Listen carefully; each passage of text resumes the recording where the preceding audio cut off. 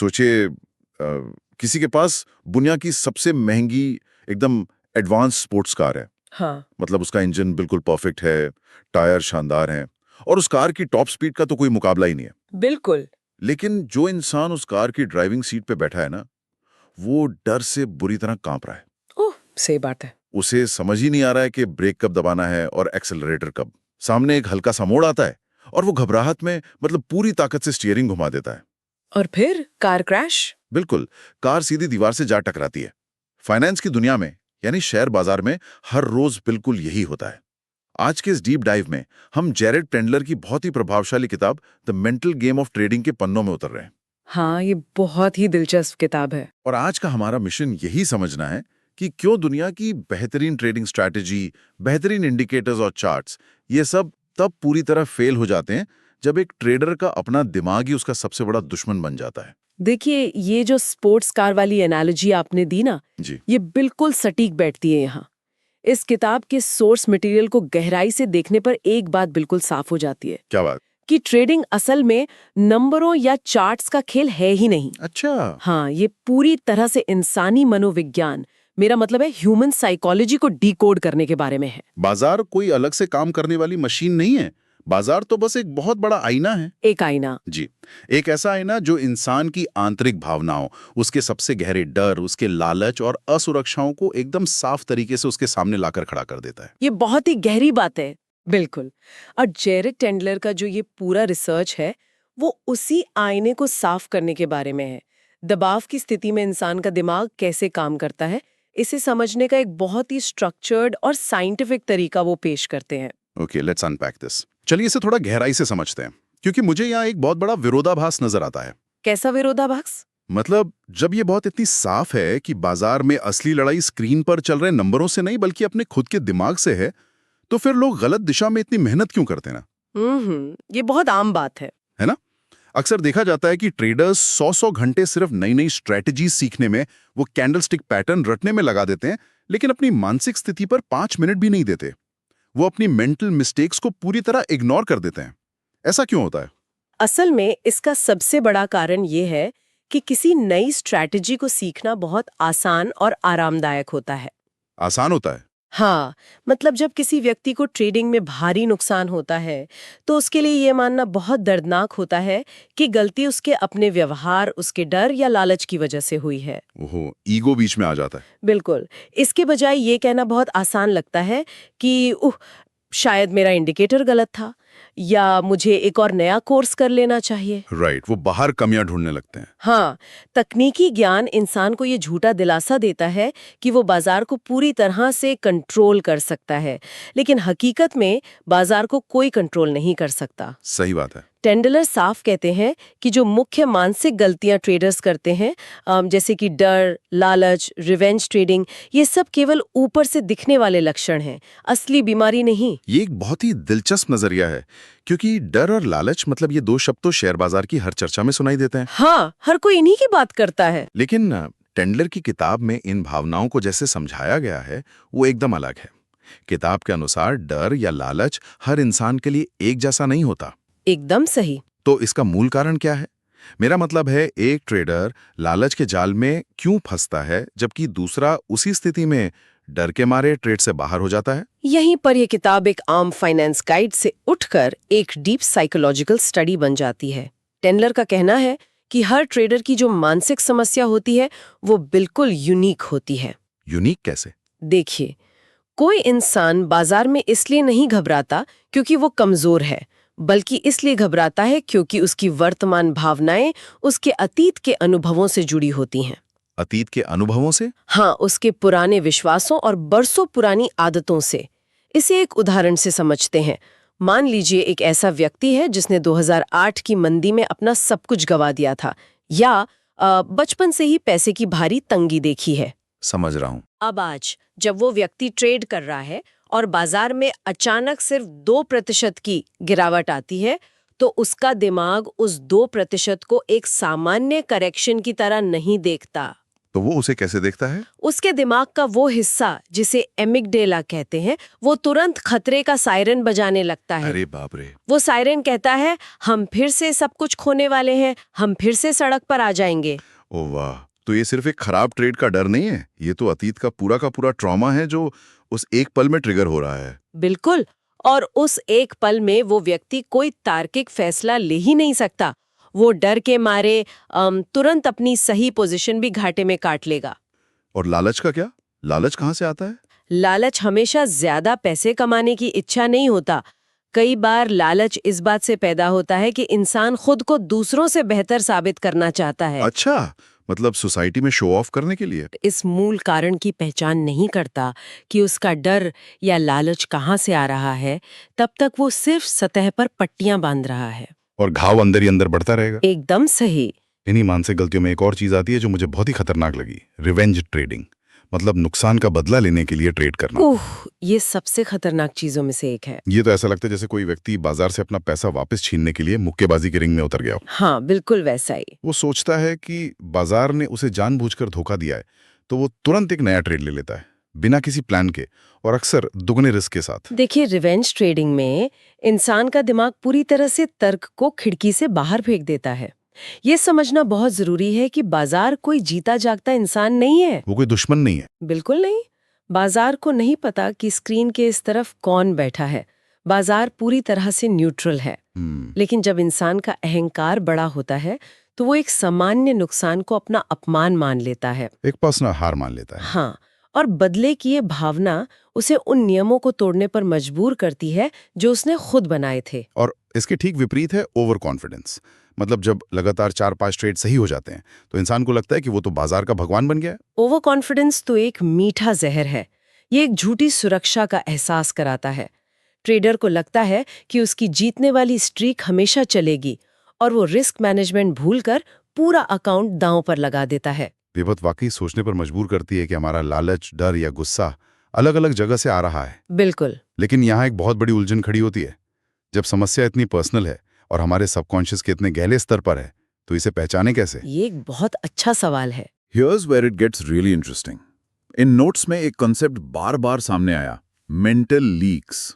ये शब्द बड़ा अजीब लगता है। दिमाग में लीक कैसे हो सकता है? मेंटल लीक्स इस पूरी फिलॉसफी का कोर हिस्सा है। इसे ऐसे समझें, मान लीजिए एक बाल्टी में पानी भरा है, ठीक है। लेकिन अगर उसमें छोटे छोटे छेद हैं तो पानी धीरे धीरे रिसता रहेगा, है ना? चाहे आप ऊपर से कितना भी पानी क्यों न डाल लें। हाँ, वो बाल्टी कभी भरेगी ही नहीं। ट्रेडिंग में ये मेंटल लीक्स वो मोमेंट्स होते हैं जहां इंसान के दिमाग का लॉजिकल कंट्रोल अचानक टूट जाता है और वो भावनाओं में बहकर फैसले लेने लगता है। मतलब वो पल जब एक अनुशासन में रहने वाला ट्रेडर अचानक जुआरी बन जाता है। बिल्कुल वही पल। मैं इसे एक एनालॉजी के जरिए देखता हूँ। जैसे कोई सॉफ्टवेयर इंजीनियर किसी बेहतरीन ऐप के कोड में छुपे बग्स को ढूंढकर ऐप को क्रैश होने से बचाता है। अरे वाह, ये एनालॉजी बहुत अच्छी है। मान लीजिए एक ऐप है जो ऊपर से बिल्कुल सही काम कर रहा है, तो उसकी डिजाइन शानदार है, लेकिन जैसे ही कोई यूजर चेकआउट बटन दबाता है, ऐप तुरंत क्रैश हो जाता है। हाँ, ठीक उसी तरह एक ट्रेडर का दिमाग भी सामान्य स्थितियों में परफेक्ट काम करता है। वो सुबह उठ के सही लेवल मार्क करता है, लेकिन किसी खास स्थिति में जैसे लगातार 3 नुकसान होने पर दिमाग का कोड अचानक क्रैश हो जाता है। बिल्कुल ऐसा ही होता है। तो क्या टेंडलर का मतलब यह है कि हमें अपने दिमाग के कोड को डीबग करना होता है? यहाँ जो बात सबसे दिलचस्प है वो यही है। ये सॉफ्टवेयर इंजीनियर वाली एनालॉजी एकदम सही दिशा में जाती है। सबसे बड़ी चुनौती ये है कि जब ऐप क्रैश हो रहा होता है तब आप उसका कोड ठीक नहीं कर सकते। सही बात है। लाइव मार्केट में जब दिल जोरों से धड़क रहा हो तब आप साइकोलॉजी फिक्स नहीं कर सकते। एकदम सही। टेंडलर इसके लिए एक बहुत ही स्ट्रक्चर्ड बग फिक्सिंग प्रोसेस देते हैं। जिस तरह एक कोडर सेफ माहौल में कोड टेस्ट करता है, उसी तरह एक ट्रेडर को मार्केट बंद होने के बाद शांत दिमाग से अपने मेंटल लीक्स खोजने होते हैं। मतलब मार्केट आवर्स के बाद? हाँ, इसे अक्सर जर्नलिंग के जरिए किया जाता है। अपनी गलतियों को कैटेगराइज करना होता है। क्या ये गलती डर से हुई, लालच से हुई या बोरियत से? तो इसका मतलब है कि सिर्फ ये लिख लेना काफी नहीं है कि आज मुझे नुकसान हुआ। नहीं, बिल्कुल नहीं। बल्कि ये लिखना होगा कि आज जब मेरी ट्रेड लाल रंग में जाने लगी तो मेरे दिमाग में पहला विचार क्या आया, मेरे शरीर में क्या महसूस हुआ? एकदम परफेक्ट। इस अप्रोच की खास बात यही है कि ये ट्रेडिंग को एक डरावने अनुभव से निकालकर एक सुलझे हुए प्रोसेस में बदल देती है। मतलब भावनाओं को एक अदृश्य दानों की बजाय बस एक बग की तरह देखना है। हाँ, क्योंकि अगर कोई चीज एक बग है तो उसे सही सिस्टम से फिक्स किया जा सकता है। दिमाग को शांत रखना कोई जादुई शक्ति नहीं है, ये एक स्किल है। जैसे साइकिल चलाना या कोडिंग करना। बिल्कुल। ये नजरिया तो बहुत ही शांति देने वाला है। मतलब अगर कोई गलती हुई है तो इंसान बुरा नहीं है, बस सिस्टम में एक बग है। सही कहा। अब जो हम इन बग्स को ठीक करने की बात कर रहे हैं, तो किताब हमें सबसे खतरनाक बग की ओर ले जाती है। एक ऐसी स्थिति जो पूरे सिस्टम को तबाह कर सकती है। इसे टिल्ट कहा गया है। ओह, टिल्ट, ये बहुत खतरनाक है। ये शब्द सुनकर लगता है जैसे कोई मशीन संतुलन खो चुकी है। जहां तक मैं समझाऊं, टिल्ट वो शक्तिशाली स्थिति है जहां कोई व्यक्ति भावनात्मक रूप से पूरी तरह आउट ऑफ कंट्रोल हो जाता है। हाँ, टिल्ट मेंटल लीक का सबसे एक्सट्रीम वर्जन है। पोकर से आया ये शब्द ट्रेडिंग में एकदम सटीक बैठता है। जब दिमाग टिल्ट में होता है तो वो एक मानसिक हाईजैक से गुजर रहा होता है। मानसिक हाईजैक? हाँ, विज्ञान के नजरिए से देखें तो हमारे दिमाग का वो हिस्सा जो तार्किक सोच का काम करता है, जिसे प्रीफ्रंटल कॉर्टेक्स कहते हैं, वो टिल्ट के समय काम करना बंद कर देता है। बाप रे। और दिमाग का आदिम हिस्सा जो केवल लड़ो या भागो यानी फाइट और फ्लाइट की भाषा समझता है, वो पूरा कंट्रोल ले लेता है। इंसान अंधाधुंध प्रतिक्रिया देने लगता है। तो ये वो स्थिति है जहां कोई भी स्ट्रैटेजी, कोई भी रूल काम नहीं आता। कोई रूल काम नहीं आता। इंसान स्क्रीन के सामने बैठकर ऐसे ट्रेड लेने लगता है जैसे वो कोई वीडियो गेम खेल रहा हो, जहां हारने पर बस एक और रीस्टार्ट बटन दबाना है। हाँ, लेकिन असल जिंदगी में वो रीस्टार्ट बटन बैंक अकाउंट को खाली कर देता है। ये तो बहुत डरावना है। बहुत डरावना है, क्योंकि जब इंसान टिल्ट में होता है तो उसे उस वक्त एहसास ही नहीं होता कि वो कितना बड़ा नुकसान कर रहा है। ये एक अंधकार की तरह है। तो इससे बचा कैसे जाए? किताब एक उम्मीद जगाती है।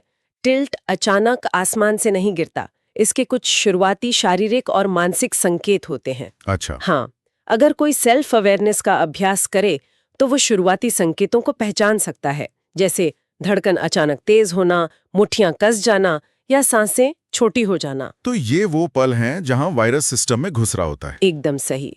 अगर उसी वक्त कोई अपनी स्क्रीन बंद कर दे या कुर्सी से उठकर बाहर चला जाए तो वो बहुत बड़े विनाश से बच सकता है। So what does this all mean? ये सब सुनकर एक सवाल दिमाग में खटक रहा है। क्या सवाल? जब हम भावनाओं को इतना खतरनाक मान रहे हैं, टिल्ट से बचने की बात कर रहे हैं, तो क्या एक परफेक्ट ट्रेडर को एकदम रोबोट बन जाना चाहिए? ये बहुत बड़ी गलतफहमी है। मतलब क्या उसे अपनी सारी भावनाओं को पूरी तरह से दबा देना चाहिए? न खुश होना चाहिए, न दुखी? इंसान मशीन तो नहीं बन सकता। नहीं, टेंडलर की ये रिसर्च भावनाओं को दबाने की सलाह बिल्कुल नहीं देती है। असल में भावनाओं को दबाना सबसे खतरनाक चीज है। खतरनाक? इसे एक प्रेशर कुकर की तरह देखिए। अगर कुकर के अंदर भाप बन रही है और कोई उसकी सीटी बंद कर दे तो क्या होगा? वो तो फट जाएगा। बिल्कुल। कुछ देर तो सब शांत लगेगा, लेकिन अंदर दबाव इतना बढ़ जाएगा कि एक भयंकर विस्फोट होगा। भावनाओं को दबाने का मतलब है एक दिन टिल्ट के रूप में विस्फोट होना। ये एनालॉजी बहुत स्पष्ट है। तो फिर रोबोट बनने की बजाय असली चाबी क्या है? असली चाबी भावनाओं को मारना नहीं है, बल्कि उन्हें मैनेज करना है। भावनाएं असल में डेटा हैं। वो एक सिग्नल की तरह काम करती हैं, कमांड की तरह नहीं। भावना एक सिग्नल है, कमांड नहीं। ये लाइन बहुत पावरफुल है ना? जब किसी ट्रेडर को अचानक बहुत डर लगने लगता है तो वो डर शायद ये सिग्नल दे रहा है कि उसने अपनी क्षमता से बड़ा रिस्क ले लिया है। तो एक प्रोफेशनल ट्रेडर उस डर को सुनेगा और अपनी पोजीशन कम कर लेगा। बिल्कुल, वो तार्किक कदम उठाएगा। लेकिन एक आम इंसान जो टिल्ट में है, वो उस डर को दबाएगा, बाजार से लड़ेगा और एक बड़ा दांव लगा देगा। एकदम सही। इसीलिए टेंडलर कहते हैं कि नुकसान होने पर निराशा महसूस होना कोई अपराध नहीं है, ये इंसान होने की निशानी है। लेकिन उस निराशा के आधार पर अगले 5 मिनट में गलत ट्रेड ले लेना, वो समस्या है। समझ गया। आपको अपनी भावनाओं को एक डैशबोर्ड की तरह देखना है जो बता रहा है कि अंदर क्या चल रहा है, लेकिन स्टीयरिंग व्हील हमेशा लॉजिक के हाथों में होना चाहिए। तो जैसे जैसे हम इस चर्चा के निष्कर्ष की ओर बढ़ रहे हैं, एक बात तो शीशे की तरह साफ हो जाती है। वो क्या? कि प्रोफेशनल ट्रेडर्स और आम ट्रेडर्स के बीच का फर्क किसी सीक्रेट स्ट्रैटेजी का नहीं है। आम लोग अपनी पूरी ऊर्जा चार्ट्स देखने में लगाते हैं, लेकिन प्रोफेशनल्स अपनी मेंटल गेम पर उतना ही काम करते हैं जितना चार्ट रीडिंग पर। बिल्कुल। वे अपने अतीत के ट्रिगर्स को पहचानते हैं, अपने बग्स को फिक्स करते हैं। संदेश साफ है, यदि दिमाग पर नियंत्रण नहीं है तो बेहतरीन स्ट्रैटेजी भी काम नहीं आएगी। एकदम सही निष्कर्ष है। लेकिन अगर कोई अपने मेंटल गेम का मास्टर बन जाए तो वो अपनी ट्रेडिंग को पूरी तरह ट्रांसफॉर्म कर सकता है। मैं पूरी तरह सहमत हूँ। सफलता की शुरुआत कभी बाहर से नहीं होती, अंदर से होती है। बाजार किसी के नियंत्रण में नहीं है, लेकिन हमारी प्रतिक्रिया हमारे नियंत्रण में है और वही हमारा अंतिम परिणाम तय करती है। बिल्कुल सही। और इस डीप डाइव को समाप्त करने से पहले मैं चाहता हूं कि हम एक ऐसे विचार पर गौर करें जो हमें ट्रेडिंग से एक कदम आगे खुद जीवन की ओर ले जाता है। जरूर। जरा सोचिए, अगर ट्रेडिंग में होने वाली हमारी गलतियां, वो अचानक आने वाला डर, वो लालच, असल में हमारे अतीत के गहरे अनुभवों और असुरक्षाओं का ही आईना है, हाँ, तो क्या इस मेंटल गेम को जीतने का मतलब सिर्फ बाजार से पैसे कमाना है, या फिर क्या यह हमारे अपने अंदर की कमियों को दूर करके असल जिंदगी में भी एक बहुत ही बेहतर और शांत इंसान बनने का तरीका हो सकता है? ये बहुत ही गहरा विचार है। शायद बाजार हमें सिर्फ चार्ट्स पढ़ना नहीं, बल्कि सबसे पहले खुद को पढ़ना सिखाता है। श्रोताओं के लिए ये सोचने का एक गहरा विषय है। इसी विचार के साथ हम आज के इस डीप डाइव को यहीं समाप्त करते हैं। जी। अगर इस चर्चा ने कुछ नए सवालों को जन्म दिया है तो चैनल को सब्सक्राइब जरूर करें। इस बातचीत का हिस्सा बनने के लिए बहुत बहुत धन्यवाद।